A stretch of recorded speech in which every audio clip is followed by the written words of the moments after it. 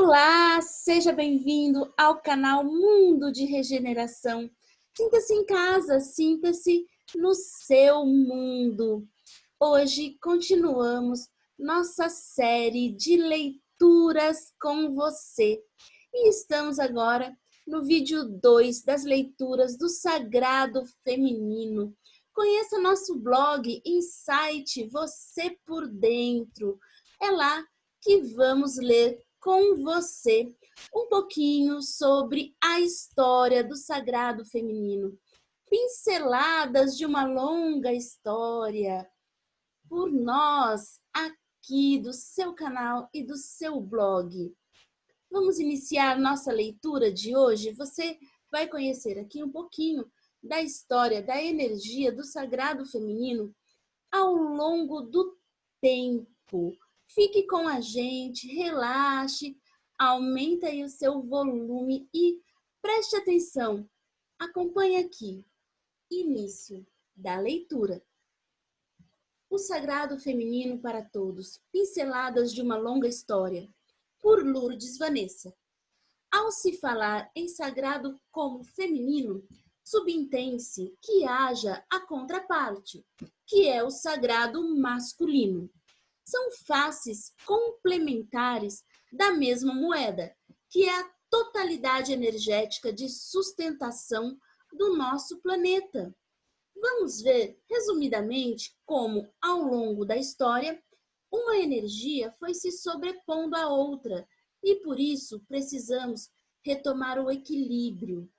O sagrado feminino está sendo resgatado por meio de uma reconexão com o saber feminino ancestral que permeia a humanidade em diferentes culturas, desde a pré-história por todo o planeta. Homens e mulheres se beneficiam com essa reconexão. Por isso, essa vertente vem ganhando cada vez mais espaço. Na organização social de comunidades muito antigas, o princípio feminino era associado à criação do mundo pela capacidade natural da mulher de dar luz a novos seres. Essas comunidades pré-históricas não sabiam ainda que era o ato sexual que produzia a vida, de modo que havia um misticismo em volta desse processo que só a mulher poderia gerar em seu ventre. Divindades cultuadas eram femininas. Alguns autores dizem que isso se devia ao receio do homem pelo desconhecido, e outros que as mulheres tinham participação central e era valorizada, inclusive na religião. A ligação de fatores da natureza como a lua, as marés e as plantações com o ciclo menstrual fazia parte das atenções sociais. As diversas formas de expressão da sensibilidade feminina em homens e mulheres eram respeitadas, como sonhos, visões e aquela conexão com a natureza. Essa polaridade feminina da energia criadora do universo foi adorada em toda a Terra durante 30.000 anos. A grande deusa mãe era essa energia que tinha uma contraparte masculina, que era o deus consorte. Toda a criação tem essas duas polaridades. A representação da deusa era observada pelos povos em toda a natureza, pois todos os seus elementos criam sempre algo de que os humanos precisam. Frutos, água, ar, fogo, enfim, tudo que a natureza nos dá sempre nos deu. Datada do Paleolítico Superior, entre 24.000 e 22.000 anos atrás, uma estátua de 11 centímetros da Vênus de Willendorf, descoberta em 1908 na Áustria, esculpida com seios fartos e um enorme ventre flácido, representa a fertilidade feminina e a valorização dada pelo homem pré-histórico à mulher como um ser sagrado. Avançando no tempo, na antiguidade, historiadores afirmam ter restado ainda em Creta, que é uma ilha da Grécia, um último traço de harmonia entre mulheres e homens no planeta, que participavam alegres e igualitariamente da vida social. A vida era pacífica, sem guerras agressivas ou cidades muradas. O padrão de vida das pessoas, mais simples, era tão elevado quanto dos cidadãos nos palácios, e havia comunhão ecológica com a natureza, considerada uma manifestação da mãe do universo, da deusa. Além disso, é marcante a importância dos esportes na vida deles. Tanto homens como mulheres jovens participavam de jogos sagrados juntos e confiavam a vida nas mãos um dos outros, em competições que incluíam, por exemplo, saltos mortais sobre touros. Isso distinguia a sociedade cretense do restante das civilizações antigas desenvolvidas, como em outras partes da Grécia e Roma, onde, aliás, a mulher já se fazia notar inferior socialmente ao homem.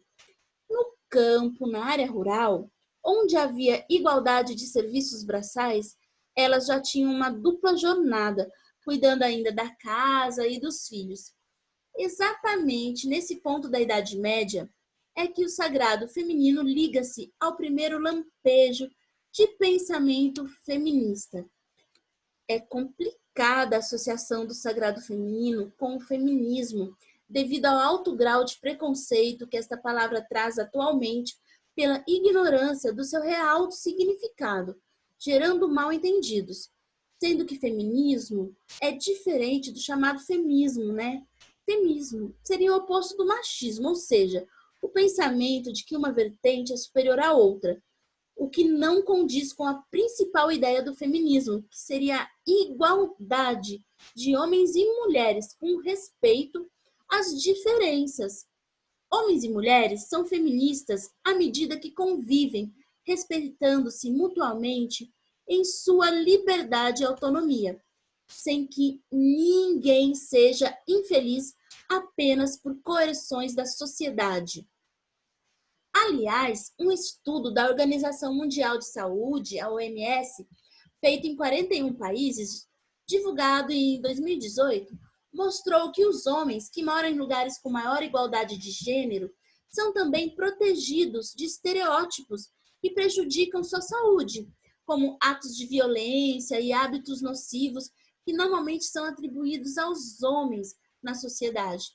Enfim, foi verificado que o homem não briga mais na rua nesses países, correndo maior risco de morte violenta. Lá consomem mais, não consomem mais álcool, cigarro, e não fazem mais sexo sem proteção. E assim também não correm maior risco de suicídio por causa de todas essas correções sociais que levam à depressão, apenas por ser homem, mas por sofrer desse modo as pressões sociais para fazer tudo isso contrário à própria natureza de quem é de paz, pacífico e do bem, isso independente de ser homem ou mulher, não é verdade? Bom, retomando a história, provavelmente, pelo acúmulo de tarefas domésticas e no campo, as primeiras ideias feministas remetem à Baixa Idade Média, entre 1300 a 1500.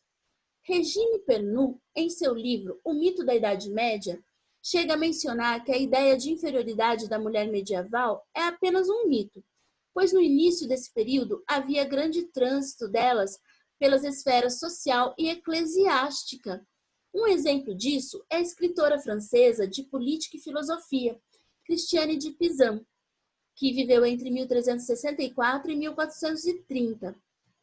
Ela escreveu, além de uma biografia de Joana d'Arc, vários poemas e o livro Cidade das Damas, em que menciona que a igualdade entre os sexos é natural e faz registros de vidas de mulheres exemplares, como a própria heroína da Guerra dos 100 Anos e padroeira da França, que é a Joana d'Arc, já citada.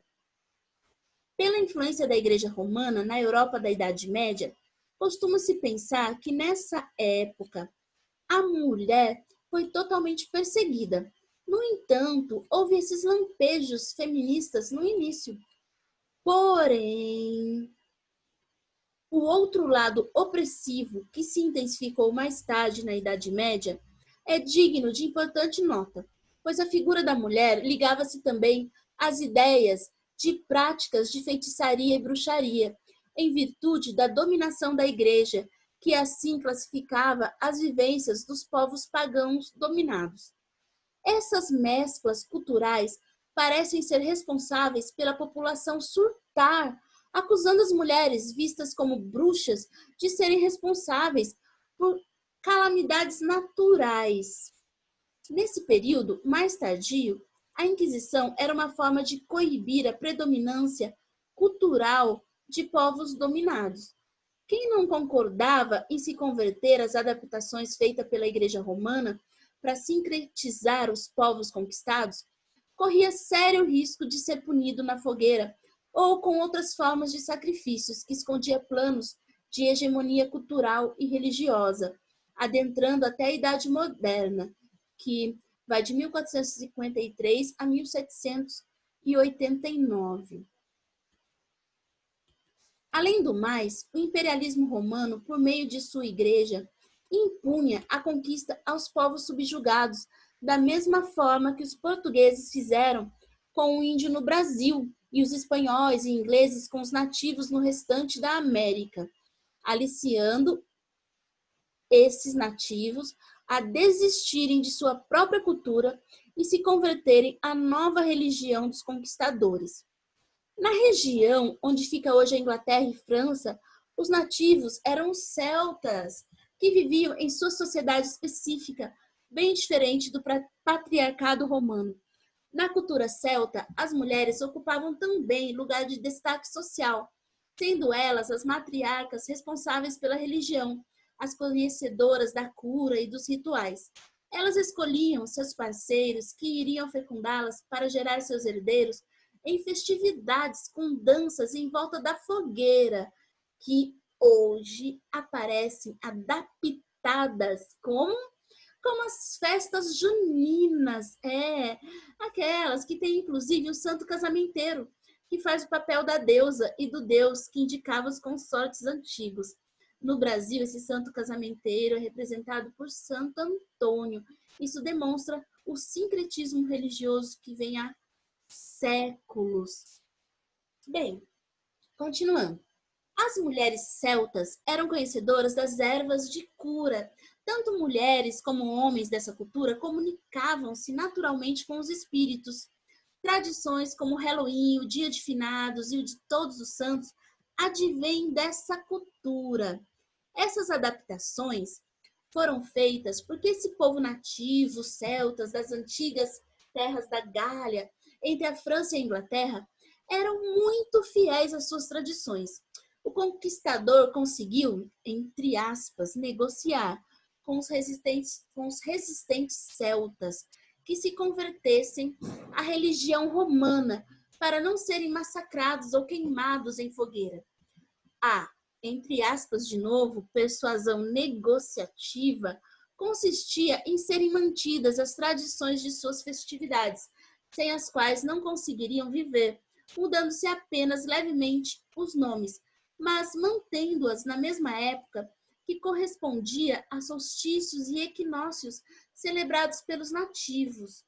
Esse povo se norteava por esses ciclos da natureza. Solstícios e equinócios são as mudanças das estações, né? Primavera, outono, inverno, verão. Esses celtas antigos festejavam essas mudanças da estação. No entanto, com receio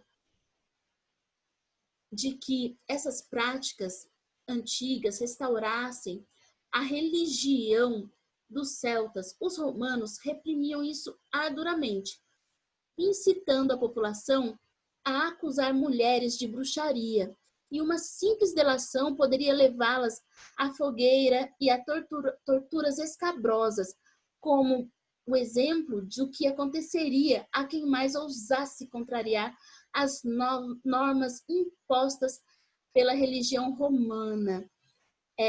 Porque, pessoal, o que acontecia era que as mulheres, disfarçadamente, as mulheres celtas, continuaram colocando seus conhecimentos a serviço da comunidade, usando suas ervas de cura, suas orações e benzimentos. E eram essas práticas que lembravam a cultura pagã antiga que os romanos tanto queriam reprimir para conquistar essas terras, dominando esses povos. Mas como poderia a população ficar contra essas mulheres que lhes auxiliavam e traziam a cura? Para que isso acontecesse, a Igreja Romana incutiu a ideia de que quem cura é só o Deus dela e que quem usava as mulheres celtas para essas boas ações seria o demônio. Esse pensamento anulava totalmente a tradição celta de um deus e uma deusa que estavam presentes em cada erva, cada sopro do vento, cada luz do sol, cada faísca de fogo, cada pingo de água, e unia o feminino e masculino na manifestação divina da criação pela natureza para a cura e felicidade da humanidade. Essas tradições pagãs, modificadas pelos romanos, são as que seguimos até hoje, tanto nas festividades religiosas como na tendência de demonização de práticas alternativas de cura e saúde. Então, pessoal, é por isso que na sociedade moderna, algumas pessoas têm tanto medo das práticas alternativas de cura. Tá aí uma das explicações. Aí, olha só, aqui, quem der uma olhadinha aqui no vídeo, sei que tem gente só acompanhando, né, pelo áudio, mas tem uma coisa aqui interessante, uma foto no blog aqui do monumento de Stonehenge, que é o círculo sagrado de pedras nas Ilhas Britânicas, com cerca de 5.000 anos de idade, cuja construção foi atribuída pelos estudiosos a esse povo celta, de que estamos falando aqui.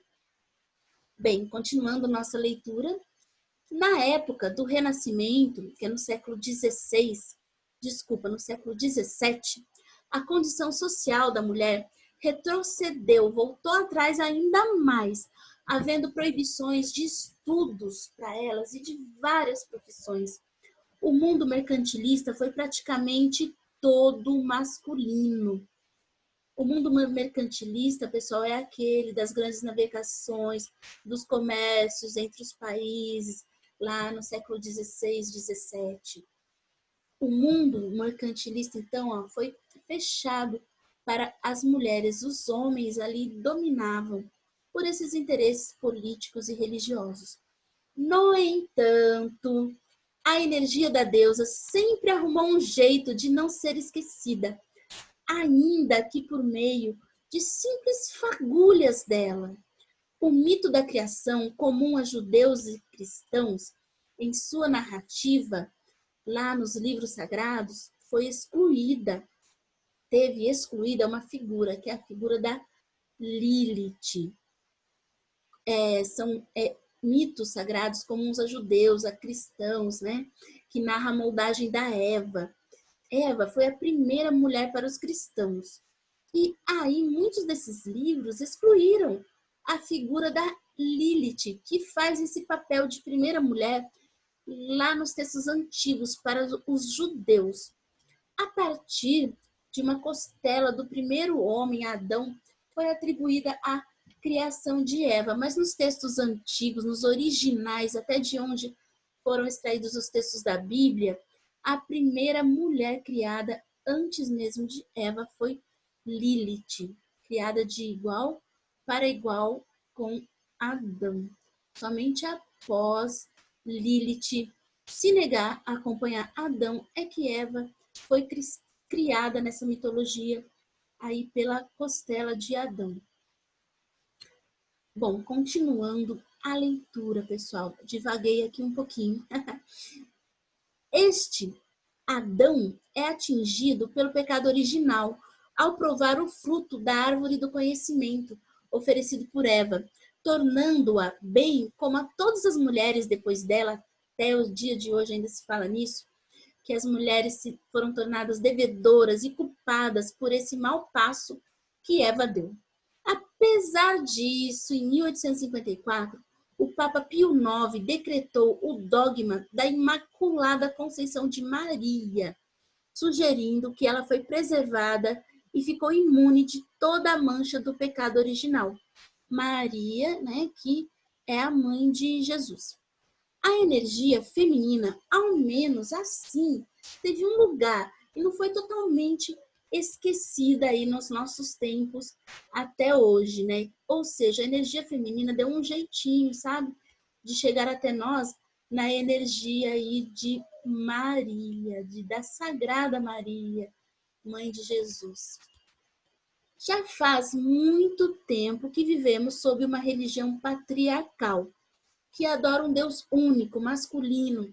E no processo de expansão desse pensamento religioso, as mulheres foram perdendo espaço tanto na sociedade quanto no sacerdócio, chegando a ser completamente negadas e excluídas em algumas vertentes, ou apenas simbolicamente representadas em outras.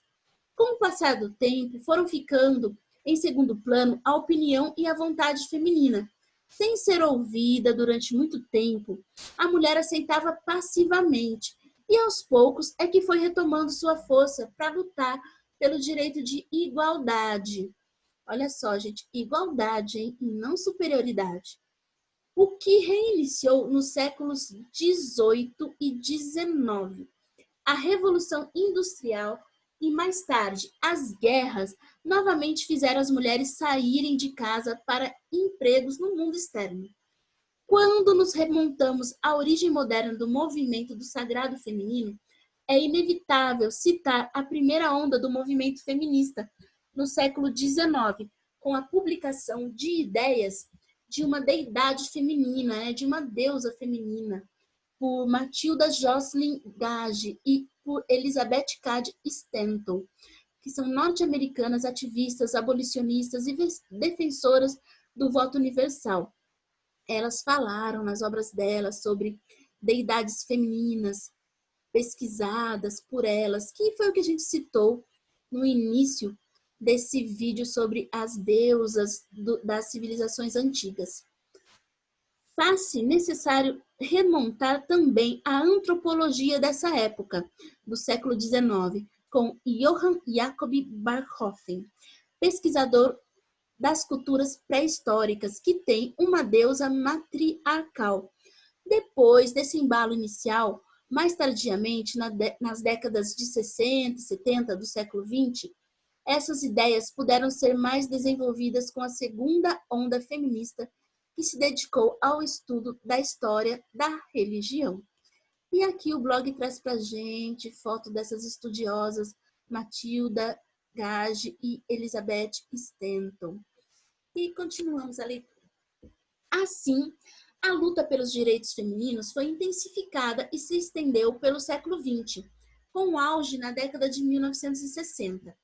Essa época foi revolucionária em seus costumes, e os movimentos feministas mais importantes surgem com novos nomes, como Simone de Beauvoir, que viveu entre 1908 a 1986, e a norte-americana Betty Friedan, nascida em 1921 e falecida em 2006, que merecem essas duas um capítulo à parte, bem mais longo do que as linhas deste resumo e deste vídeo permitem no momento.